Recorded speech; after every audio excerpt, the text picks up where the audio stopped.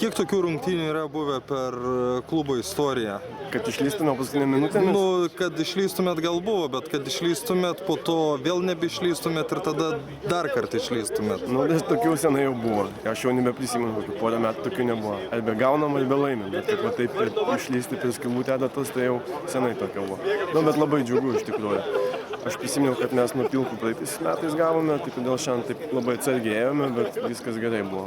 Antram kėlinį palikom visus geriausius ir vis tiek pramušėm. Žodžiu, smagu labai.